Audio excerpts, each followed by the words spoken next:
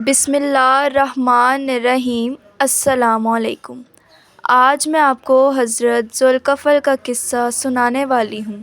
آپ علیہ السلام کا اصل نام بشر تھا۔ ذوالکفل دراصل ذمہ داری اٹھانے والے کو کہتے ہیں، اور آپ علیہ السلام نے اپنی ذمہ داری خوب اچھے طریقے سے نبھائی، اسی لیے آپ کا نام ذوالکفل مشہور ہو گیا۔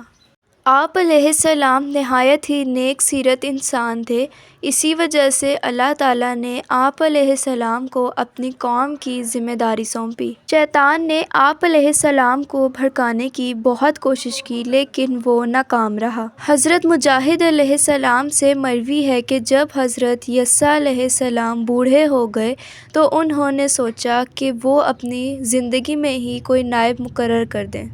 یہ سوچ کر انہوں نے لوگوں میں یہ اعلان کروایا کہ جو بھی ان کی یہ 3 ذمہ داریاں پوری کرے گا وہ اسے اپنا خلیفہ مقرر کریں گے۔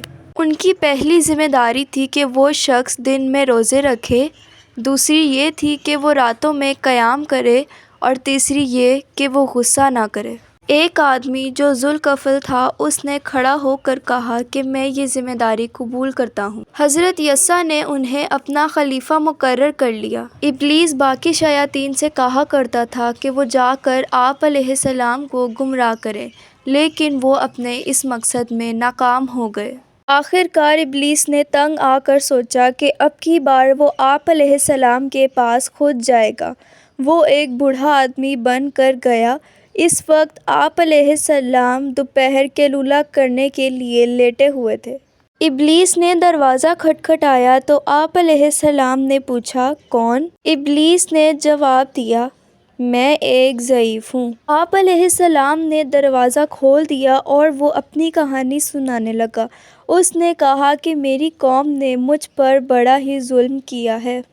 وہ اپنی بات کو طول دیتا گیا، یہاں تک کہ قیلولہ کا وقت ختم ہو گیا اور عدالت میں جانے کا وقت آ گیا۔ آپ علیہ السلام نے اس شخص سے کہا کہ تم عدالت میں آنا، میں تمہارا حق تمہیں دلا دوں گا۔ آپ علیہ السلام عدالت میں اس شخص کا انتظار کرتے رہے، لیکن وہ نہ آیا۔ اگلے دن دوپہر جب آپ دوبارہ آرام فرما رہے تھے تو وہ شخص دوبارہ آیا۔ اس شخص نے پھر سے وہی پرانی داستان سنانی شروع کر دی۔ اس نے کہا کہ میں آپ کے پاس اس لیے نہیں آیا کیونکہ ان لوگوں نے کہا تھا کہ ہم تمہارا حق تمہیں دے دیں گے، لیکن جیسے ہی آپ کی عدالت کا وقت ختم ہوا تو وہ اپنی بات سے مکر گئے۔ تیسرے دن جب آپ قیلولہ کرنے کے لیے جا رہے تھے تو آپ نے دربان سے کہا کہ کسی کو بھی اندر نہ آنے دینا۔ وہ بوڑھا آدمی پھر سے آیا۔ اس نے دربان سے کہا کہ مجھے اندر جانے دو۔ دربان نے اسے منع کر دیا۔ اس نے کہا کہ اس نے آپ علیہ السلام کو کل بھی اپنی داستان سنائی تھی۔ ابلیس کو جب نظر آیا کہ اس کا دروازے سے اندر جانا مشکل ہے تو وہ کمرے کے روشن دانوں کے ذریعے اندر گیا اور اندر سے دروازہ کھٹکھٹایا۔ اس کی وجہ سے آپ علیہ السلام کی آنکھ کھل گئی۔ آپ نے دربان کو بلا کر کہا کہ میں نے تمہیں منع بھی کیا تھا کہ کسی کو اندر نہیں آنے دینا، تو یہ شخص اندر کیسے آ گیا؟ جس پر دربان نے جواب دیا کہ یہ شخص دروازے سے اندر نہیں آیا ہے، یہ پتہ نہیں کیسے اندر آ گیا۔ آپ علیہ السلام نے اس شخص سے پوچھا، کیا تو اللہ کا دشمن ابلیس ہے؟ اس نے جواب دیا، جی ہاں، میں ابلیس ہوں۔